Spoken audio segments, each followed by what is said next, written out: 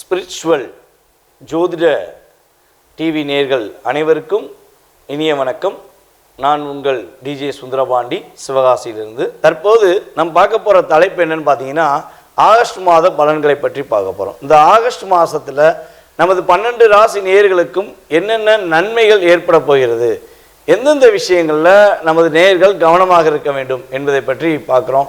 So இப்போ பார்த்தீங்கன்னா, இந்த மாத பலன்கள் அப்படின்னாலே எப்பயுமே பார்த்தீங்கன்னா கோச்சார ரீதியான கிரகங்களின் அடிப்படையில் பலன்களை எடுக்கிறோம். அதாவது எந்தெந்த கிரகங்கள் எந்தெந்த ராசியில் உட்கார்ந்துருக்காங்களோ அந்த ராசியின் அடிப்படையில், அந்த ராசியில் உள்ள கிரகங்களின் அடிப்படையில் தான் பலன்கள் எடுக்கப்படுகிறது.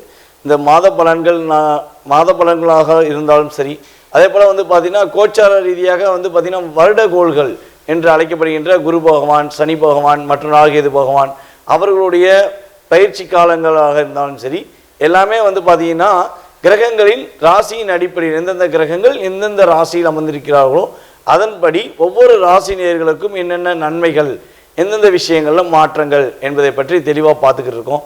ஸோ அப்படி பார்க்கும்பொழுது இந்த மாதம் ஆகஸ்ட் மாதம் 2024 ஆரம்பிக்கின்ற கிரக நிலைகளில் செயல்பாடுகளை வைத்து நம்மளுடைய எதிர்கால மாத பலன்களை நாம் தெரிந்து கொள்ளலாம். இப்போ பார்த்தீங்கன்னா இந்த கிரகங்கள் எந்தெந்த ராசியில் இருக்காங்க அப்படின்னு சொல்லணும்னா, சந்திர பகவான் பார்த்தீங்கன்னா எப்பயுமே அவர் நாட்கள் கிரகம். அவர் பார்த்தீங்கன்னா 2.5 நாட்களுக்கு ஒரு ராசியை விட்டு இன்னொரு ராசி கடந்து போவார். அவருடைய செயல்பாடை எப்பயுமே அப்படி தான். ஸோ சந்திர பகவானை தவிர்த்து மற்ற கிரகங்கள் எந்தெந்த ராசியில் இருக்காங்க, இந்த ஆகஸ்ட் மாதத்தில் நவ கிரகங்களில் 8 கிரகங்கள் எந்த ராசியில் இருக்காங்க அப்படின்னு சொல்லி பார்க்க போகிறோம். அப்படி பார்க்கும்பொழுது குரு பகவான் பார்த்தீங்கன்னா ரிஷப ராசியில் அமர்ந்திருக்கிறார். அவர் கிட்டத்தட்ட ஏப்ரல் மாதம் ஆரம்பத்தில் சென்று பகுதியிலேருந்து ரிஷபராசிக்குள்ள உள்ள வந்தார்.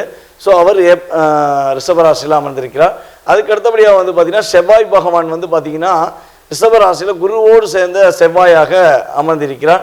26/8/2024 மதியம் 3:40 வரையும் அவர் ரிஷபராசியில் தான் அமர்ந்திருப்பார். அதுக்கு அடுத்தபடியாக பார்த்தீங்கன்னா மிதுன ராசிக்குள்ளே உள்ள நுழைகிறார்.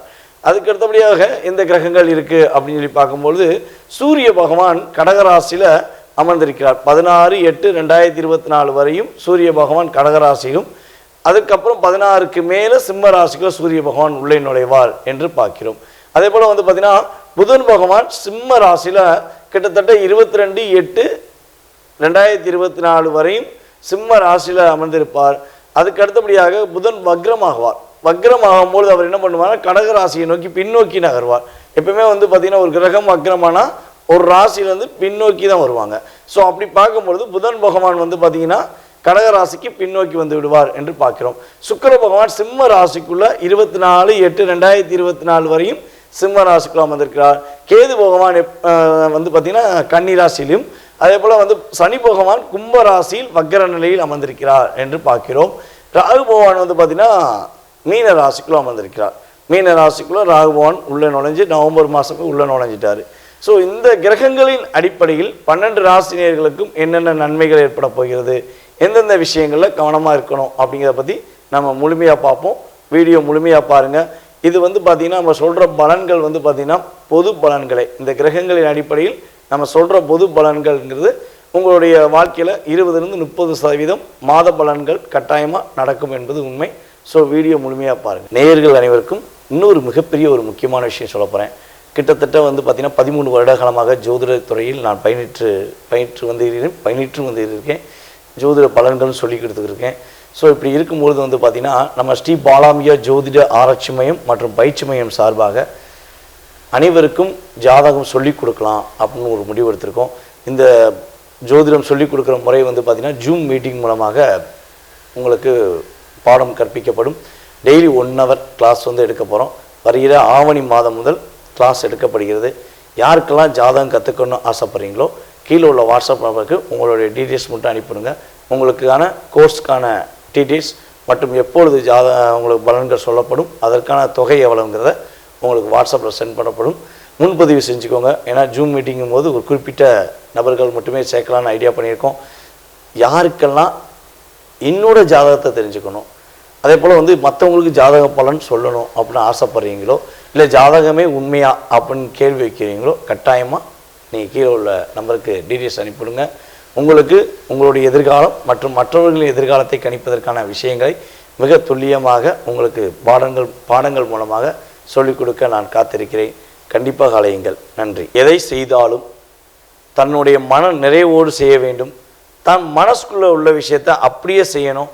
அதற்காக எப்படினாலும் போராடி வெற்றி பெறுவேன் என்ற நம்பிக்கையுடன் எப்பொழுதும் செய்யப்படும் மேச ராசி அன்பர்களுக்கு 2024ஆம் ஆண்டு ஆகஸ்ட் மாத பலன்களை பற்றி பார்க்கிறோம்.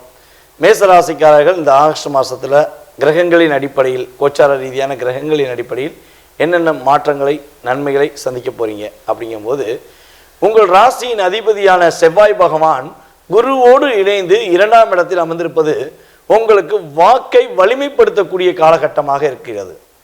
நீங்கள் அப்படியே கொடுத்த வாக்கை காப்பாற்றணும்னு நினச்சா கட்டாயமாக இந்த காலகட்டங்களில் நீங்கள் காப்பாற்றக்கூடிய தன்மை உங்களுக்கு இருக்கிறது. உங்களால் முடியும், எதை நினைச்சாலும் செய்ய முடியுங்கிற நம்பிக்கை, தைரியம் உங்களுக்கு உறுதியாக கிரகங்கள் கொடுக்கின்றன என்பதை பற்றி பார்க்கிறோம். பொருளாதார ரீதியான செயல்பாடுகளில் நல்ல ஒரு மாற்றம் இருக்கும். பணத்தை கொடுத்துட்டு வாங்க முடியல, ஏதாச்சும் கொடுத்த பணத்தை நீங்கள் வாங்க முடியாமல் யோசிச்சுக்கிருக்கீங்க அப்படின்னா, இந்த மாதங்கள் உங்களுக்கு உங்களுடைய உங்கள்கிட்ட பணம் வாங்கினவங்க உங்களை தேடி வந்து கொடுப்பதற்கான ஒரு முயற்சி காலகட்டமாக இதனை நீங்கள் எடுத்துக்கொள்ளலாம் என பார்க்கிறோம். உங்களுக்கான உரிமை பறிக்கப்பட்டதா? ஏன்னா பார்த்தீங்கன்னா மேசராசிக்காரங்க மட்டும் உரிமை பறிச்சிட்டாங்கன்னா அந்த இடத்த விட்டு போயிடுவாங்க. இல்லைன்னா நீயா நானா போட்டு பார்ப்போம்னு சொல்லி போட்டு சண்டை போட்டு ஜெயிக்கணுங்கிற ஒரு ஆற்றல் அவங்களுக்கு எப்பவுமே இருக்கும். அது பார்த்தீங்கன்னா சில பேருக்கு மைனஸாகவும் வந்துடும். ஏன்னா தன்னுடைய குடும்பம், தன்னுடைய வாழ்க்கைன்னு பார்க்கும்போது விட்டு கொடுத்து போக வேண்டிய சூழ்நிலை வந்தாலும் அவங்கள கடைசி வரையும் போராடுற தன்மை உள்ள ராசி தான் ஃபஸ்ட்டு ராசி மேசராசி அப்படின்னு நம்ம சொல்லலாம் உறுதியாக. ஏன்னா சூரியன் உங்கள் ராசியில் உச்சம் பெற்றிருக்கனால அந்த வலிமை உங்களுக்கு இயல்பாகவே உண்டு. ராசியின் அதிபதியான செவ்வாயும் ஒரு பவர்ஃபுல்லான கிரகம்னால உங்களுக்கு அந்த தாக்கம் எப்பவுமே இருக்க தான் செய்யும். ஸோ அப்படி பார்க்கும்பொழுது உங்களுடைய உரிமை இந்த மாதத்தில் நல்ல ஒரு மாற்றத்தை கொடுக்கக்கூடிய செயல்பாடாக இருக்கிறது. அதே போல் கண்கள் சம்மந்தப்பட்ட ஏதேனும் பிரச்சனைகள் உங்களுக்கு இருந்துக்கிட்டே இருக்குது, அந்த பிரச்சனைக்கான தீர்வு கிடைக்கவே மாட்டேங்கன்னா இந்த மாதம் உங்களுக்கு சரியான கண் மருத்துவரை சந்திப்பதற்கான வாய்ப்பும் உண்டு. அல்லது கண்கள் நீங்கள் சூரிய ஒளியை ரெகுலராக பார்க்கும்பொழுது எப்பயுமே பார்த்திங்கன்னா மேசராசிக்காரங்க காலைல ஒரு 5:30 மணிக்கு எழுந்து சன்லைட் பார்க்கும்போதே அவங்களுடைய ஐ பவர் நல்ல ஒரு ரிசல்ட் கிடைக்கும். இது மேசராசிக்கு இங்கேன்னு கொஞ்சம் பர்சன்டேஜ் அதிகமாக வச்சுக்கலான்னு வச்சுக்கோங்களேன். அந்தளவுக்கு ஒரு பவர் தன்மை உண்டு மேசராசிக்கு உண்டு. ஸோ கண்களில் நல்ல ஒரு வலிமை கிடைக்கக்கூடிய தன்மையில் கிரகங்கள் உங்களுக்கு சப்போர்ட் பண்ணுது அப்படின்னு பார்க்குறோம். அப்புறம் தங்கம் வாங்கணும், வைரம் வாங்கணும், எனக்கு என் மகளுக்காண்டி வாங்கணும், இல்லாட்டி குழந்தைகளுக்கு வீட்டுக்காண்டி வாங்கணும், மனைவிக்காண்டி வாங்கணும் அப்படின்னு நினைக்கிற மேசராசிக்காரங்களுக்கு உறுதியாக தங்கங்கள் வாங்க சேமிப்புக்கான தொகையை எடுத்து வைப்பதற்கான சூழ்நிலைகள் உறுதியாக ஏற்படும்.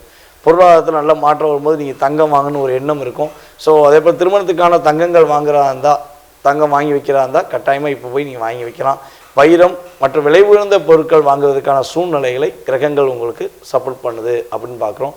உங்களுடைய சொல்வாக்கு செயல்வாக்கு ரெண்டுமே சிறப்பாக இருக்குங்க. கொடுத்த வாக்கை காப்பாற்றக்கூடிய தன்மையும் உண்டு. உங்களுடைய செயல்பாடுகளில் நல்ல ஒரு முன்னேற்றம் அடைவதற்கான சூழ்நிலைகளும் கிரகங்கள் உங்களுக்கு சப்போர்ட் பண்ணுது. நீங்கள் பார்த்தீங்கன்னா இந்த காலகட்டங்களில் காதல் சம்பந்தப்பட்ட விஷயங்களையும் நல்ல ஒரு மகிழ்ச்சியான சூழ்நிலையை சந்திப்பீங்க. காதல்னால் லவ்வர்ஸ் மட்டுமே நம்ம காதலாக எடுத்துக்கொள்ளலாம் ஒன்றும் கிடையாது. உங்கள் கூட இருக்கவங்க உங்கள் மேலே அன்பு செலுத்துவாங்க, உங்கள் மனைவி உங்கள் மேலே அன்பு செலுத்துவாங்க, இல்லை உங்கள் கணவர் உங்கள் மேலே அன்பு செலுத்துவதற்கான வாய்ப்பு, நல்ல ஒரு முன்னேற்றத்தை கொடுப்பதற்கான வாய்ப்புலாம் கிரகங்கள் நல்லபடியாக கொடுக்குது. ஸோ மகிழ்ச்சியான சூழ்நிலைகளை நோக்கி நம்ம பயணிச்சுட்டே இருக்கும்போது கவனமான விஷயங்கள் என்னங்கிறதையும் நம்ம தெரிஞ்சுக்கணும். ஏன்னா பார்த்திங்கன்னா நல்லது அப்படிங்கிறது ஒரு 80% இருந்தாலும் சில விஷயங்கள் 20% சில கிரகங்கள் என்ன பண்ணும், ஒரு சின்ன பாதிப்பை கொடுக்கும் பார்த்தீங்களா. அப்படி பார்க்கும்பொழுது பாதிப்பு அப்படின்னா என்ன விஷயங்கள் பார்த்திங்கன்னா, யாருக்கா பணம் கொடுக்கணும்னா கொஞ்சம் யோசிச்சு கொடுங்க, அவசரப்பட வேண்டாம். ஏன்னா கவனமாக இருக்க வேண்டிய விஷயத்தில் முதல் விஷயம் பார்த்திங்கன்னா பொருளாதாரம் உங்களுக்கு வருது. ஸோ வர்றதுனால நீங்கள் தேவையில்லாமல் அனாவசியமாக யாருக்கும் கொடுத்துடக்கூடாது. ஸோ அந்த விஷயங்களில் கவனம் செலுத்துங்க. கொடுக்கல் வாங்கல் விஷயங்களில் கண்டிப்பாக கவனம் செலுத்துங்க அப்படிங்கிறத சொல்கிறேன். அதுபோல் உங்களுடைய குடும்பம் சம்மந்தப்பட்ட விஷயங்களில் சின்ன பிரச்சனைகள் ஏதேனும் வந்துச்சு அப்படின்னா கட்டாயமாக வெளி நபர்கள்ட்ட அதை ஷேர் பண்ண வேண்டாம். உங்களோட குடும்பத்திலே உட்காந்து பொறுமையாக பேசி நிதானமாக முடிவெடுங்க. அந்த சின்ன சண்டை அந்த சண்டையாகவே போய் சமாதானம் ஆயிரும். அதை நீங்கள் வெளியே சொல்லும் போது என்ன ஆகுன்னா பெருசாகி ஒரு பெரிய பாதிப்பை கொடுப்பதற்கான சூழ்நிலைகளை உருவாக்கும் என்பது கிரக ரீதியான உண்மை. ஸோ நீங்கள் கவனமாக இருங்க.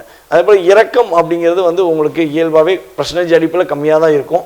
ஸோ ஆனால் இந்த காலகட்டங்களில் கொஞ்சம் அதிகமாக இறக்கப்படக்கூடிய தன்மையெல்லாம் இருக்கும். ஸோ கவனமாக இருங்க. இறக்கப்படுறது சரியான நபர்களுக்கு இறக்கப்படுறோமா? ஒரு வயதான முதியவர்கள் கஷ்டப்படுறாங்கன்னா நீங்கள் இறக்கப்படலாம். ஒரு தேவையில்லாத கஷ்டப்படுறவங்களுக்கு, தேவையில்லாமல் ரொம்ப போராடுறவங்களுக்கு இங்கே இறக்கப்படுறது தப்பே கிடையாது.